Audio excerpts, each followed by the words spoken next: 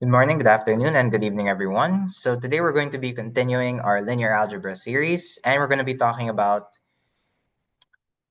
matrices, a bunch of other stuff here. These are mostly just extra stuff based on what we've talked about in the past. We also did a coding video on vectors and matrices, so feel free to check that out in my linear algebra series slash applied linear algebra series. I put them in one playlist. So let's just hop right into it. So we know this notation AX equals B, right? Where we multiply a matrix A by vector X, we get an output vector B. And so the modified system is when we convert it to echelon form, or we make the rows 0. So these are tildes, and we still somehow get that B vector. Okay? And so we can modify this to get a nicer system that we can solve efficiently. And so solving upper triangular systems, we say that U for that upper triangular system, U is a matrix and it's upper triangular with indices ij. It's a square matrix. It's only upper triangular if ij is 0, if I is less than j. Okay, so here, this is what it looks like. This area, the triangle, these are all zeros. The rest are going to be non-zero entries. Now here's a question. How can we solve this upper triangular matrix U multiplied by vector X to get some output vector Y? Well, based on what we've talked about in the past, we're going to compute the inverse of U and Y to get that X. So how do we do that? Well, we use Gaussian elimination. I'll just say it. So here, there's going to be equation n minus 1. Oh, wait a minute. No, this is not n minus 1. This is n minus 2. N minus 2. Okay. Then n minus 1, then n. So we have a foolproof way of doing this, but this is back substitution basically. So we do u sub nn xn is yn. We got that from here. Okay. And we can say that x sub n from this equation is just y sub n over u and n. And then we do u sub n minus 1, x sub n minus 1, u sub n minus 1, n, x sub n is yn minus 1. And then we isolate x sub n minus 1, we get this. And then we keep going again and again.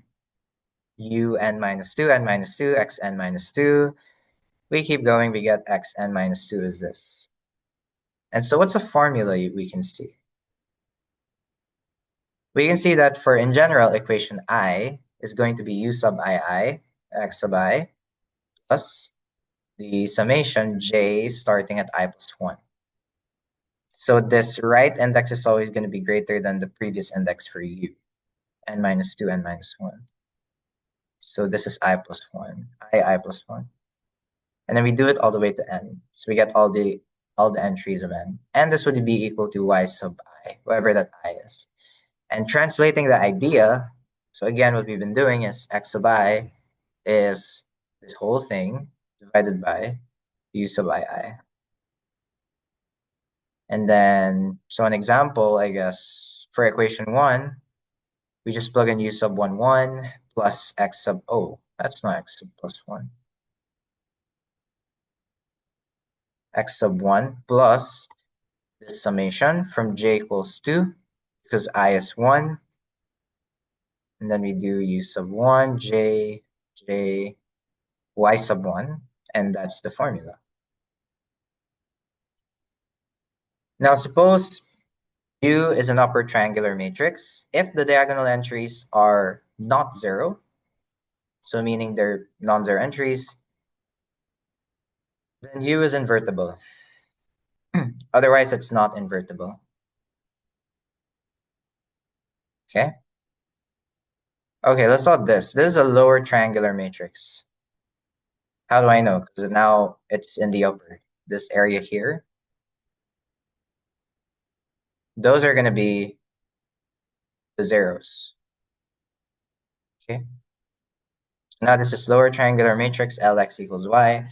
We have the same thing. We can do the same thing as we did here to get a formula out of it. But we basically have ax equals b. It's the same thing as solving for ux equals y. And that algorithm is actually Gaussian elimination.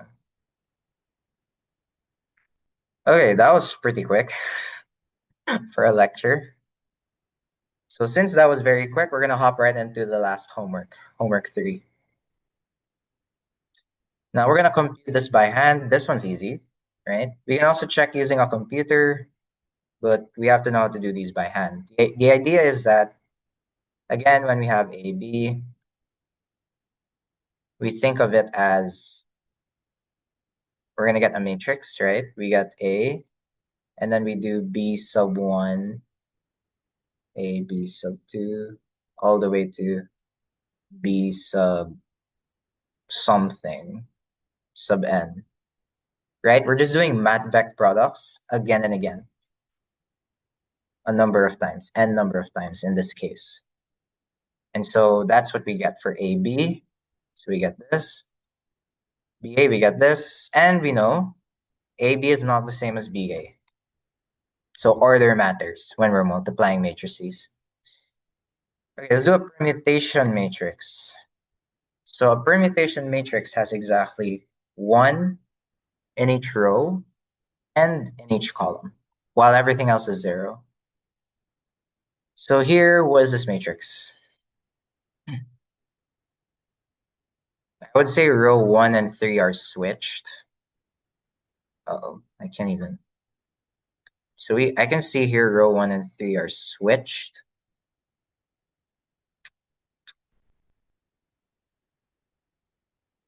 Row 1 and 3 are switched. Row 3 and row... Actually, I can't. So this one's supposed to be here. And then this one is supposed to be here. This one's supposed to be here. This one's supposed to be here. No, shoot. What? No, no, no. Anyway, I can't do this. Something like that.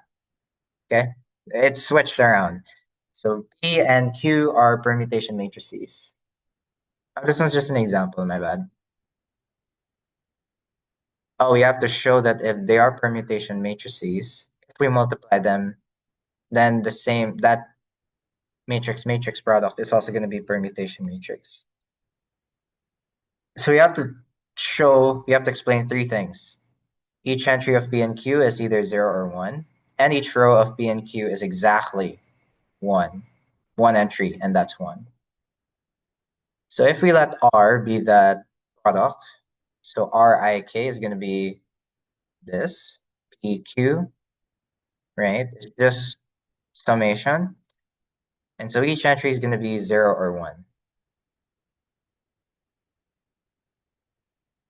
For fixed Ik, the sum Rik is a sum of products of zeros and ones.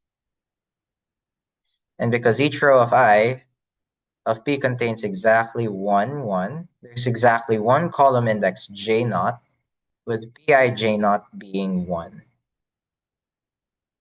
So at one point, there's going to be that instance where each row of P is going to have exactly 1. And Q is going to be either 0 or 1. And so we say that we have 1 here, we have 0 here, it's going to be a 0. 1 here or 1, it's going to be 1. So we can say that every Rik is going to be 0 or 1. Now each row, how do we show that? How do we explain that? Well, from the previous calculation, row I of R is row J naught of Q. Okay? Yeah, that's true from here. And so J naught is the unique index of Pi J naught equals 1. And since row J naught of Q has exactly 1, 1, row I of R also has exactly 1, 1. Each column of R has exactly 1, 1. So here Again, we fix a column K, and each column of Q has exactly 1, 1. There's a unique J with QJK equals 1. And then for any I, well, we get this unique value, Pij J not 1. All right, then QJK, if that makes sense. I'll just do K.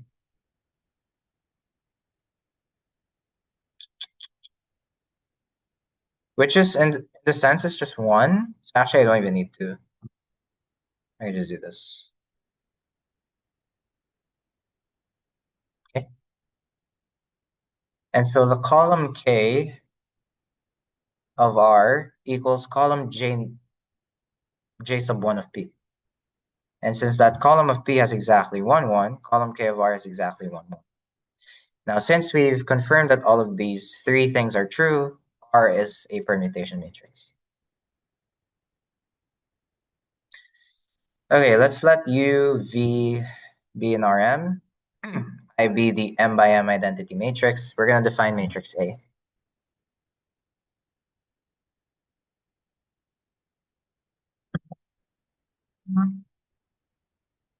And so inverse of A is given by this formula. Alpha is a scalar. And we want a formula for alpha. So we want something like a function of alpha in terms, oh no, not function of alpha. We want our output to be alpha in terms of some U and V. Something like that. So a hint here is that scalar multiplication commutes with matrices. Cool. So how do we do that? Well, we know that when we multiply an inverse by itself, its original, we're going to get the identity. And so we just expand that out. And when we expand this product, well, we're just multiplying I by I, we get I. And we're multiplying I with this alpha UVT. This is an outer product, so it's going to give me a matrix. But it's technically just going to give me the same thing. Then we multiply this matrix by this matrix, so we would get, actually not yet, we multiply this matrix by this I. Oh, and so we would get the same thing. And then we multiply this matrix by this last matrix, which we would get this. Here, I think I just jumbled up the letters together. Not too big of a deal. And so I is just, and so that's going to be I plus UVT. Oh, so I factored out this matrix. Okay. And for this to equal to I, this whole thing to equal to I, we want this term to be 0. So how do we do that? We want this thing to be 0. And so I factor out the alpha because I can. And what else can I do? I can solve for alpha. So alpha gives me negative 1 over 1 plus V transpose U, provided that that denominator is not 0. Okay? I hope that makes sense. Cool? Cool. Okay. Now here we have V1 VP, and this forms an orthonormal basis for some subspace V of Rn. And so that means that V1 VP are linearly independent. The set is linearly independent, and they span V. And so if this W belongs to that subspace V, we can write it as a linear combination. And so that means there are scalars. Okay, we know what that is. So we want to prove that for all 1 to P of J, we want that alpha J, we want to prove that all scalars is equal to the dot product of VJW.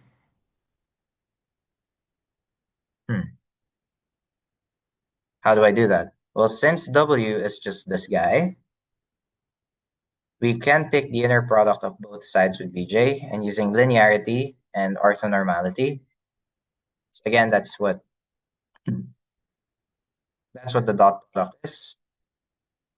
It's actually 1 if k is j, right? And it's 0 if k is not j. So you would get this thing. Then by linearity, we plug out the summation with the scalar. And then we would just get, at some point, we're going to get AJ, no, not AJ, alpha j, and this thing's going to be a 1. Vj is going to be a 1, so we get alpha j. So alpha j is equal to this dot product.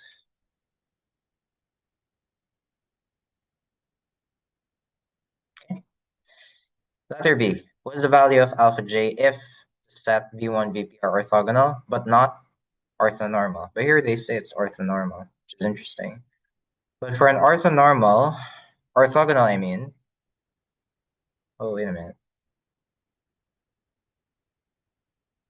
Oh, does that mean when they're orthonormal vectors, their dot product is going to be a 1? Okay, that one I didn't know. I just know about it now. So apparently when they're orthonormal, when you're doing a dot product of a pair of vectors and they're orthonormal, that magnitude is going to be a 1. Or their dot, no, not magnitude. Their dot product is going to be a 1. And 0 because they're orthogonal. Okay, cool. So B, if the set V sub 1 to B is orthogonal, so they're not orthonormal, then we have this thematical definition where we do a dot product and the result is going to be a 0 if their indices are not equal, as usual, because that's what it means to be orthogonal. And the moment they are equal, they're the same vector. It's just going to be the norm squared. We've seen that happen, right? I hope that makes sense. So again, from W, which we can write as a linear combination of the vectors, we can take the inner product with that Vj, right? And so we do this. Oh, is that what it's saying? Oh, yeah, what's the value of alpha j? Okay, cool. So again, we do this, and we say that, okay, we have this summation for W because it's a linear combination, and by linearity, we can take it out. And at some point, we're gonna get a jjj, and this thing is just the norm squared, and so we get this formula for alpha j, which is just the dot product divided by its norm, and that gives us the scalar. Okay. Now what was this? Oh, that was a compute. No, that was until 3. No, kidding, until 4. So now I'm gonna go ahead and go to one of the questions from there is a computational homework here, so we do it in Python. What the hell did I say? I'm just gonna show that. Okay. Ay, ay, ay. Let me see. Or actually, I could just show this. Can I show this? Actually, this. Yeah, I would just show this personally. I think this is way better. Actually, no, it's fine. It's fine. I'll just show this. Share my screen here, and there we go. So what we did in the computational homework was we wanted to write code to compare the pairwise angles for different matrix powers. Okay. So these original vectors x. So we say that x is a set that contains some vectors. And we say, or when we look at this original graph, we see that they are close to 1.5. They're close to pi half, right? These guys are close to pi half. Why is that? So figure 1 tells us that, oh no, not figure 1. For the original vectors, pairwise angles are close to pi half, meaning that the original vectors are nearly orthogonal to each other, right? That's what it means. They make up a 90-degree angle. and in radians, that's pi half. So they are really close there. When we see this curve, it's a normal distribution. It's centered, it's concentrated around this pi half. And then after we apply a matrix, it kind of starts to deplete. So it kind of starts to spread out more. And so what that means is that when we apply a matrix there, when we do a mat vec, it still remains around pi half. So the vectors are still roughly orthogonal, but there is a small shift away from perfect orthogonality. Okay. The way we did this in code was I think we were given like about what, a million vectors, a million vectors, and we wanted to find what happens as we keep on multiplying the same matrix altogether. What happens to the orthogonality of the matrices? Okay, and after 5 applications, so we do a times a times a times a times a times the vector x. We do it for all of them, right? Here it kind of starts to fade, right? They're not orthogonal anymore. So after 5 applications, right, the angles spread out more, showing that the vectors are no longer close to being orthogonal. And then, yeah, after 10 applications, they're pretty much completely dead. So angles are mostly near 0 and pi. So meaning that the vectors have become much less orthogonal and are now more aligned or opposite to each other. So the conclusion here, based on the data, is that as the power of our matrix A increases, the vectors gradually lose their orthogonality. So yeah, that's what happens as we look at this graph. Okay. Anyways, I hope you guys enjoyed this video. I think this was a pretty interesting data analysis of pairwise angles. And I hope you guys enjoyed, learned something at least, and I'll see you all in the next video.